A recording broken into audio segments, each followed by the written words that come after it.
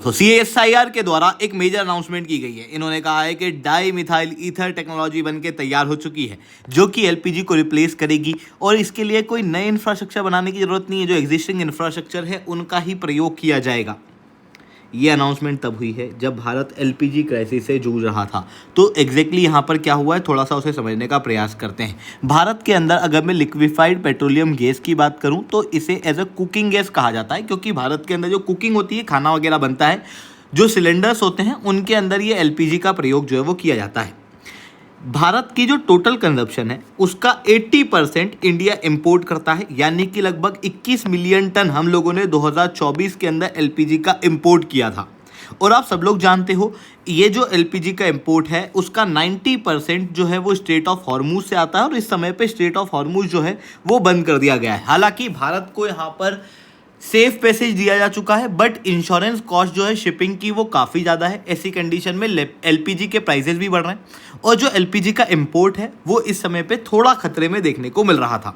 हालांकि सिक्योरिटी से अभी भी LPG का इंपोर्ट जो है वो किया जा रहा है, बट उसके बावजूद क्या हुआ कि इंडिया के अंदर एक पैनिक आ गया। सब लोगों को लगा कि अरे LPG तो अब नहीं आएगी। तो लोग जो है ना वो इस समय पर दुकानों के सामने या फिर कहूँ एजेंसीज के सामने इस तरीके से लाइनें लगाए खड़े हुए हैं। इतना ही नहीं, आप अभी लिटरली देखोगे तो लगभग जब भी आप रोड पे निकलोगे एक न एक आदमी आपको ना गाड़ी के ऊपर जाता हुआ दिखेगा जिसमें उसका बच्चा पीछे सिलेंडर लेके जा रहा है।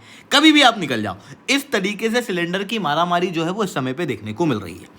इन सिलेंडर की मारामारी के चलते असेंशियल कमोडिटी एक्ट भी सिलेंडर के ऊपर लगा दिया गया है, यानी कि अगर कोई भी व्यक्ति इसकी जमाखोरी करता है तो ऐसी कंडीशन में उसको पनिश किया जाएगा। इतना ही नहीं दोस्तों, यहाँ पर LPG के लिए कमर्शियल सप्लाई को भी कम कर दिया गया है, यानी कि होटल, रेस्टोरेंट और इवन जो आपने सोनार की दुकानों पे देखा होगा ना कि वो सोना को ठीक करते हैं, जलाते हैं और फिर उसको मोल्ड करते हैं, वहाँ पे भी LPG का प्रयोग किया जाता है। तो वो LPG सप्लाई भी बंद हो चुकी है। भारत के अंदर अधिकतर LPG इस प्रकार के कमर्शियल सेक्टर्स के लिए और जो माइग्रेंट लोग हैं उनके लिए LPG ना कनेक्शन से नहीं बिकती थी, बेसिकली वो ब्लैक के अंदर आपको ज़्यादा देखने को मिलती थी। और यही एक बहुत बड़ा एडमिनिस्ट्रेशन का लूप होल भी है। कैसे है ये मैं आपके साथ में इंस्टाग्राम पे चर्चा करूंगा। आप मेरे साथ शुभेंद्र सिंह चौहान इंस्टाग्राम चैनल के ऊपर जुड़ सकते हो। तो यहाँ पर ये चीज़ें जो हैं वो देखने को मिल रही थी। अब बात आती है कि LPG को सिक्योर करना, LPG सिलेंडर्स को लोगों तक पहुँचाना इतना इम्पोर्टेंट क्यों है। देखो, भारत एक ऐसा देश है जहाँ पर कुकिंग के लिए अभी तक इस तरीके के चूल्हों का प्रयोग किया जाता था। इन चूल्हों में लगती लकड़ियाँ, ये लकड़ियाँ कौन तोड़ के लाता था? बाहर जाके महिलाएं लकड़ियों को तोड़ के लाती थी। उनका काम का बर्डन बढ़ता था। घर का पहले ही बहुत सारा काम है और उसके बाद ये लकड़ियाँ तोड़ के लाना एक एक्स्ट्रा काम, वो काम बचता है। और फिर उसके बाद में ये लकड़ियाँ तोड़ के जब लाती है तो इस तरीके से चूल्हे के अंदर जलाया जाता है। फिर यहाँ पे पास में बैठ के उसको जलाती हैं, फूक वगैरह भी दिया जाता है। तो ऐसी कंडीशन में क्या होता है ना कि जलती लकड़ियों का सूट, धुआं लगातार नाक में पड़ रहा है। आप इस बात को इमेजिन करो, आपको मैं 1 घंटे के लिए ऐसे लकड़ियाँ जहाँ जल रही हो वहाँ पर बिठा दूँ, लगातार धुआं आप पे पड़ रहा है, आपको चक्कर आ जाएंगे लिटरली। महिलाओं के साथ में भी यही होता है, बट धीरे धीरे करके उनकी बॉडी इस बात को तो अडॉप्ट कर जाती है, बट उसके बावजूद भी हेल्थ इम्पैक्ट बहुत बुरे देखने को मिलते हैं। लंग्स डिसीज़, अस्थमा जैसी प्रॉब्लम्स काफ़ी कॉमन महिलाओं के अंदर देखने को मिलती हैं। ऐसी कंडीशन में बहुत ज़्यादा ज़रूरी है कुकिंग फ्यूल को क्लीन बनाना। और बड़ी मुश्किल से हम लोगों ने उज्ज्वला योजना के जरिए LPG के सिलेंडर्स जो हैं वो गाँव के अंदर पहुँचाएँ, ताकि LPG का प्रयोग किया जाए, इस तरीके से लकड़ियों का प्रयोग ना किया जाए। महिलाओं की हेल्थ भी बचे, पर्यावरण भी बचे और साथ में महिलाओं का समय भी बचे। इससे महिलाओं का और सशक्तिकरण भी हो। कई सारे आयाम जो है वो इस योजना के अंदर जुड़े हुए थे, बट ये पूरी तरीके से डिपेंडेंट है LPG के सिलेंडर के ऊपर। और LPG हम लोग 60 से 67% इम्पोर्ट कर रहे हैं, 80% तक हम लोग इम्पोर्ट कर रहे हैं, 90% मिडिल ईस्ट से आ रहा है, जो कि अपने आप में काफ़ी ज़्यादा वल्नरेबल है। ऐसी कंडीशन में भारत की महिलाओं की हेल्थ की सिक्योरिटी, भारत के पर्यावरण की सिक्योरिटी और इवन जो किचन है, जो भोजन है, वो पूरी तरीके से भारत का इम्पोर्ट डिपेंडेंट है और बहुत ज़्यादा ज़रूरी है इसे इम्पोर्ट से आज़ाद कराना। ऐसी कंडीशन में भारत सरकार के द्वारा इस समय पर तो कई सारे स्टेप लिए गए मिडिल ईस्ट से अपनी डिपेंडेंसी को कम करने के लिए, पर ये बस करंट क्राइसिस को मैनेज करने में सक्षम है। ये इस बात को एड्रेस नहीं कर रहा कि हम LPG के इंपोर्ट को कम करें और कुछ इंडिजिनस बनाएं। बट रिसेंटली जो CSIR द्वारा किया गया है, it is literally a ground breaking research in India. तो अब ये रिसर्च क्या है, इसे मैं शुभेंद्र चौहान और डिटेल में आप लोगों के साथ में चर्चा करूंगा, बट उसके बाद पहले आप लोग मेरे साथ में SRC10 टेलीग्राम ग्रुप के ऊपर जुड़ सकते हो। अगर आपको जियो पॉलिटिक्स रिलेटेड न्यूज़ की रेगुलर अपडेट चाहिए तो आप ना इस चैनल को सब्सक्राइब कर लो और मेरी वीडियो को लाइक करना बिल्कुल मत भूलना, ताकि हम लोगों को और बेटर मोटिवेशन आप लोगों से मिल सके। इसके अलावा यूपीएससी सीएससी की तैयारी करना है, इंडिया के टॉप एजुकेटर से पढ़ना है, तो दोस्तों आप अनअकैडमी के ऊपर जुड़ सकते हो, जहां पर आपको कंप्रहेंसिव यूपीएससी सीएससी की तैयारी कराई जाती है। स्टडी मटेरियल दिया जाता है, 1-on-1 मेंटरशिप दी जाती है, लाइव मटेरियल, लाइव क्लासेस ली जाती है, इंडिया के टॉप एजुकेटर्स के द्वारा टेस्ट सीरीज, ये सब कुछ आपको मिलेगा मार्केट के सबसे कम रेट में और सबसे बेस्ट प्लेटफॉर्म पे।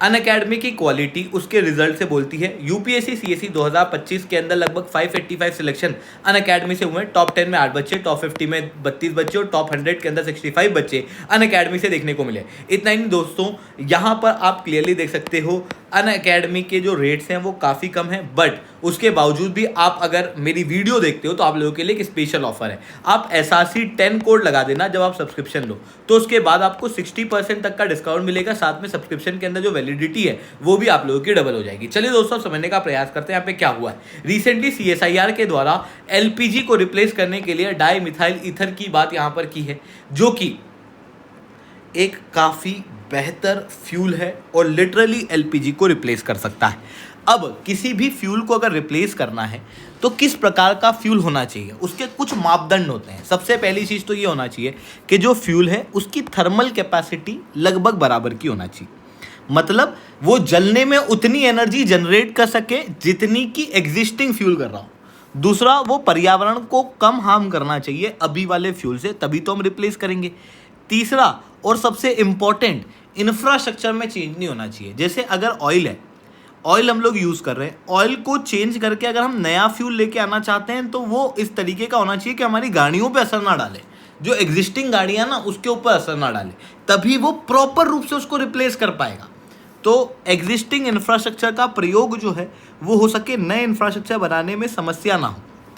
इस तरीके के फ्यूल को हम कहते हैं कि ये जो फ्यूल है वो रिप्लेस कर सकता है किसी भी एग्जिस्टिंग फ्यूल को। अब अगर मैं डाई मिथाइल ईथर की बात करूं तो CSIR के द्वारा बताया गया कि जब इसे जलाया जाता है तो ये बहुत ज़्यादा क्लीन है एज़ कम्पेयर टू LPG, क्योंकि ना तो इसमें नाइट्रोजन के ऑक्साइड ज़्यादा निकलते हैं, ना ही इसमें सल्फर के ऑक्साइड ज़्यादा निकलते हैं। ऐसी कंडीशन में ये LPG से भी क्लीन है।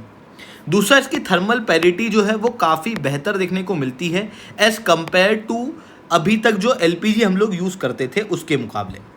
और साथ में जो इसका रॉ मटेरियल है डाई मिथाइल ईथर को बनाने के लिए वो है मिथेनॉल।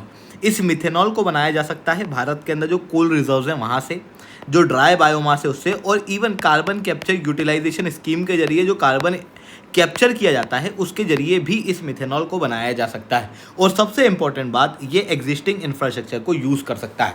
डाई मिथाइल ईथर के केस में अगर मैं बात करूं तो स्टैंडर्ड LPG के मुकाबले ओवरऑल रूप से ये ज़्यादा बेहतर है। अगर मैं आपको समरी में बताऊं तो सूट का एमिशन, यानी कि जो पॉल्यूटेंट है उसका एमिशन जो है वो आपको कंपैरेटिवली कम देखने को मिलेगा।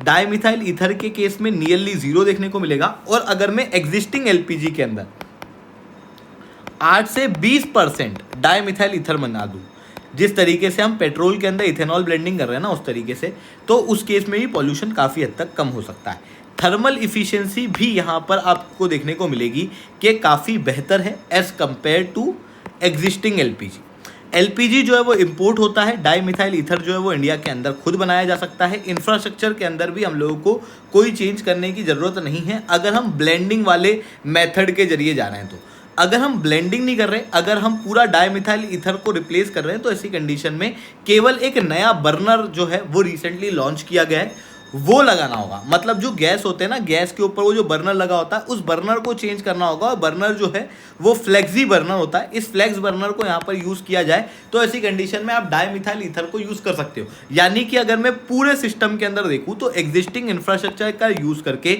हम डाई मिथाइल ईथर का प्रयोग कर सकते हैं ब्लेंडिंग वाले केस में।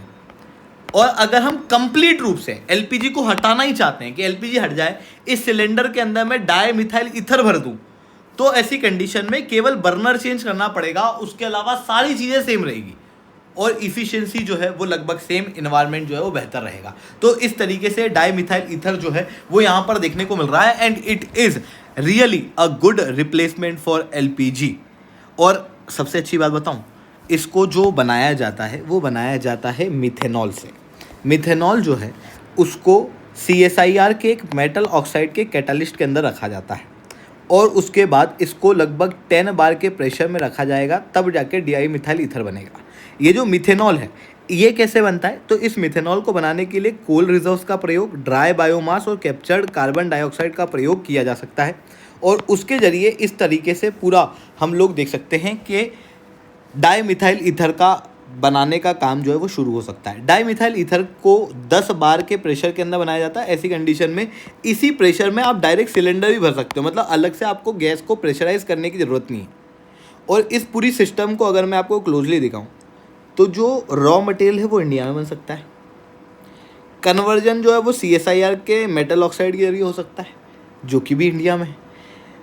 इसको जो पैकिंग की जाएगी वो एग्जिस्टिंग सिलेंडर्स में ही की जाएगी, इसको इंपोर्ट तो नहीं करना पड़ेगा, इंडिया के अंदर ही है सब। और इवन जो एग्जिस्टिंग इंफ्रास्ट्रक्चर है उसको भी चेंज नहीं करना पड़ेगा। यानी कि डाई मिथाइल ईथर एक बेहतर रिप्लेसमेंट के रूप में देखने को मिल रहा है, जो इंडिया के इंपोर्ट डिपेंडेंसी को भी कम करेगा, इंपोर्ट बिल को भी कम करेगा, इन्वायरमेंट को भी प्रोटेक्ट करेगा, प्राइस को भी कम करेगा और उसके बाद ये काफ़ी हद तक हम लोगों को देखने को मिलेगा कि एक बेहतर रिप्लेसमेंट के रूप में देखा जाएगा। इवन प्राइस वाला फैक्टर यहाँ पर बहुत ज़्यादा इंपॉर्टेंट हो जाता है। देखो आजकल क्या होता है ना कि उज्ज्वला योजना में लोग कनेक्शन तो लगवा लेते हैं, बट जब तक फ्री सिलेंडर आता है तब तक फ्री सिलेंडर का प्रयोग करते हैं, फिर उसके बाद सिलेंडर को हटाया जाता है और वापस चूल्हे पे काम किया जाता है। अधिकतर आप गाँव के अंदर आज भी जाओगे तो आपको एक तरफ सिलेंडर भी दिखाई देगा और दूसरी तरफ चूल्हा भी देखने को मिलेगा, यानी कि दोनों का प्रयोग किया जाता है। क्यों? क्योंकि सिलेंडर कंपेरेटिवली महंगा पड़ता है, लकड़ियाँ जो है वो कंपेरेटिवली सस्ती पड़ती है, इस वजह से लोग जो है वो इस तरीके का काम करते हुए दिखाई देते हैं। बट अगर मैं सिलेंडर को ही सस्ता कर दूं तो ऐसी कंडीशन में लकड़ियों का एक प्रॉपर रिप्लेसमेंट हम लोग क्रिएट कर सकते हैं। यानी कि लोगों को अगर मेरे को सच में क्लीन फ्यूल की तरफ लेके जाना है तो क्लीन फ्यूल अफोर्डेबल होना ज़रूरी है। एक्सेसिबल तो हम बना पा रहे हैं उज्ज्वला योजना के जरिए, पर साथ में अफोर्डेबल बनाना बहुत ज़्यादा ज़रूरी है और उस केस के अंदर भी डाई मिथाइल ईथर एक बहुत इंपॉर्टेंट रोल प्ले करने वाला है। तो ये चीज़ें यहाँ पर देखने को मिल रही है दोस्तों। आई होप ये सारी बातें आप लोगों को समझ में आई होंगी। लेक्चर अच्छा लगा हो तो लाइक करना, लेक्चर बहुत अच्छा लगा हो नीचे ऐसा सिटेन कमेंट करना। UPSC CSE की तैयारी करना, इंडिया के टॉप एजुकेटर से पढ़ना है तो आप अनअकैडमी के ऊपर जुड़ सकते हो। हमारी बैचेज जो है वो ऑलरेडी शुरू हो चुकी है। ठीक है दोस्तों, आज के लिए इतना ही रखते हैं। That's all from my side. जय हिंद, जय भारत।